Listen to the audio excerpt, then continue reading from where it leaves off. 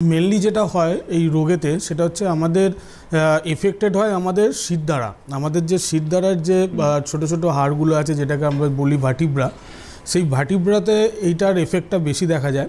কারণ কি হয়, এর মধ্যে ভার্টিব্রার যে হাড়গুলো আছে দেখা যায় যে তার মধ্যে কোনো একটা ভার্টিব্রা হয়তো একটু স্লিপ আউট হয়ে যায়, একটু বেরিয়ে যায়, এবং সেখান থেকে এই রোগটার সূত্রপাত হয়। সেটার কারণ অনেক কিছু হতে পারে। কোনো জায়গায় লোকাল যদি কোনো রকম চোট আঘাত লাগে সেখান থেকেও হতে পারে, বা যারা এই যে স্পোর্টসে যারা থাকে তাদের ক্ষেত্রেও এই রোগটা হওয়ার সম্ভাবনাটা খুব বেশি থাকে। এছাড়াও একটা বয়স বাড়লে বয়সের সাথে সাথে কি হয়, আমাদের বিভিন্ন রকম হাড় একটু উইক হয়ে যায়। ঠিক সেরকমই আমাদের ভার্টিব্রার যদি কোনো একটা ভার্টিব্রা যদি একটু উইক হয় সেখান থেকে কিন্তু এই রোগটা আসতে পারে, কারণ এটা ওখান থেকে স্লিপ আউট হয়ে যায়। তো কারণ অনেকগুলো থাকে। এটাতে কি হয়, আমাদের একটা পেন হয়, অসহ্য একটা পেন। যখন স্টার্টিং হবে তখন হয়তো পেনটা অতটা বেশি থাকবে না, কিন্তু যত এটা বাড়তে থাকবে, যত রোগটা আরও বাড়বে, তত দেখা যাবে যে একটা পেন অনুভব হবে।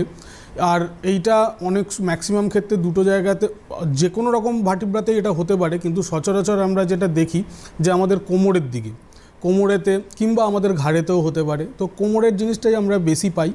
এখানে কি হয়, যে ব্যথাটা হবে সেই ব্যথাটা ধীরে ধীরে পায়ের দিকে নামবে, এবং একটা সময় দেখা যাবে যে হাঁটতে বসতে গেলে, বসে যখন উঠবে একটা পেন অনুভব হবে, বা অনেক সময় কি অনেকটা সময় নিয়ে ওনাকে উঠতে হবে।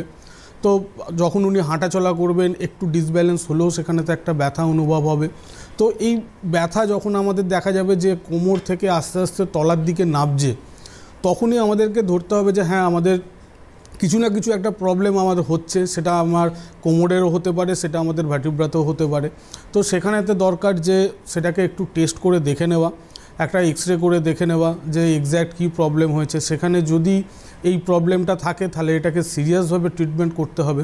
কারণ হচ্ছে এই প্রবলেমেতে কি হয়, আমাদের নার্ভের ওপরেতে এফেক্ট পড়ে, এবং নার্ভের ওপরে যখনই এফেক্ট পড়বে তলার পোর্শনে কী হয়, আমাদের ব্লাড সার্কুলেশন অনেক সময় বন্ধ হয়ে যায় কিংবা কম হতে থাকে।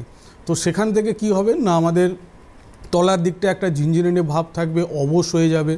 সেখান থেকে দেখা যাবে যে তার সাথে সাথে একটা নিউরো পেনও থাকবে। তো সেটা ডে বাই ডে কিন্তু বাড়তে থাকবে যদি এই রোগটাকে ঠিকঠাক মতো সিরিয়াসভাবে না ট্রিটমেন্ট করা হয়। এবং একটা সময় দেখা যাবে যে যদি না ট্রিটমেন্ট হয়, বা যদি ঠিকঠাক মতো ট্রিটমেন্ট না হয়, তাহলে দেখা যাবে একদম বেড রিডেন পর্যন্ত পেশেন্ট হয়ে যেতে পারে।